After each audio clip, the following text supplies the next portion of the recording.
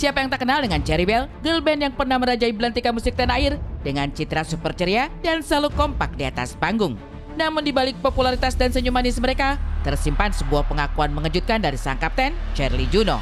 Siapa sangka, di masa kejayaannya tersebut, Cherly nyatanya pernah mengalami kejadian yang tidak menyenangkan. Ia secara belak-belakan mengaku bahwa tindakan kurang terpuji itu bisa terjadi di mana saja, dan dirinya adalah salah satu yang harus mengalami pahitnya pengalaman tersebut di tengah gemerlap dunia hiburan. Aja, tapi kalau pelecehan itu ada, memang ada di mana-mana. Dan soalnya saya sendiri pernah mengalaminya, bukan hampir dilecehkan, tapi sudah dilecehkan. Dan yang bikin kecewa adalah ketika memang ya, ketika kita yang menjadi korban, dengan cara apapun kita, akan ada aja respon-respon yang mungkin di luar dugaan kita. Di balik gemerlap panggung dan senyum ceria, ternyata tersimpan trauma mendalam yang pernah menimpa para member Cherry Bell saat menjalani tur di Jawa Tengah. Usai menyelesaikan agenda di sebuah radio, Cherly Juno dibuat tertegun saat melangkah masuk ke dalam bis dan menemukan hampir semua rekannya sudah bersimbah air mata. Terungkap bahwa mereka juga menjadi korban tindakan tidak menyenangkan dari oknum masyarakat yang menyusup. Di saat member lain hanya bisa terdiam karena takut citra selebriti mereka tercoreng, Cherly justru memilih pasang badan dan tegas menyuarakan kejadian tersebut ke media sosial. Kitanya, kalau aku waktu itu terjadinya tuh cuma ada 2 kali gitu. Salah satu yang paling parah yang terjadi pas kita keliling tour di Jawa Tengah.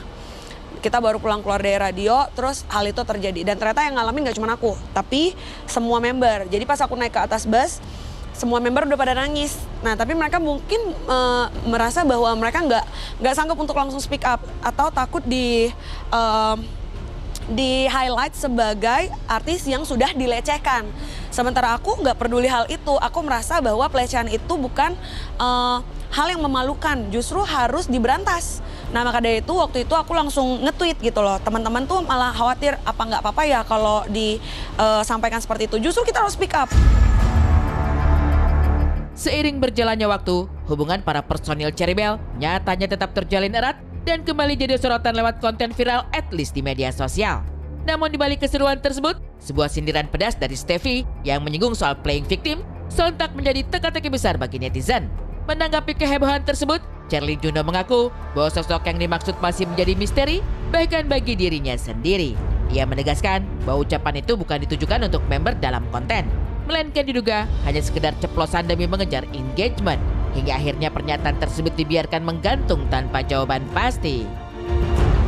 At least ketika kontrak berakhir, gue keluar sama teman-teman gue.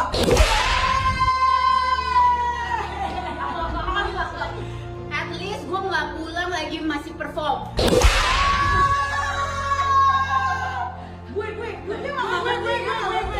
At least gue nggak pernah ngilangin baju perform. At least gue nggak playing victim. Kan kebetulan bukan saya nyebutin ya, jadi kadang waktu kejadian itu cuman kayak kaget aja, "Mak, siapa?" gitu kan. Tapi sampai sekarang masih nggak terjawab. Kebetulan yang ngomong Steffi kan gitu. Tapi kita nggak tahu sih, harusnya kalau aku bilang, terakhir aku malah ngomong kan at least itu kan ngomongin orang yang ada di dalam sini. Ternyata bukan orang yang di dalam yang ikutan di konten. Tahu kayaknya memang dia asal nyeplak supaya mungkin kayak engagement kali ya, biar rame. Mungkin ya. Meski sudah tak lagi satu atap, Cherly Juno memastikan hubungan dengan para personil Cherry Bell masih terjalin sangat baik. Ia mengakui momen untuk kumpul lengkap kini menjadi tantangan berat karena kesibukan masing-masing keluarga dan jarak rumah yang berjauhan.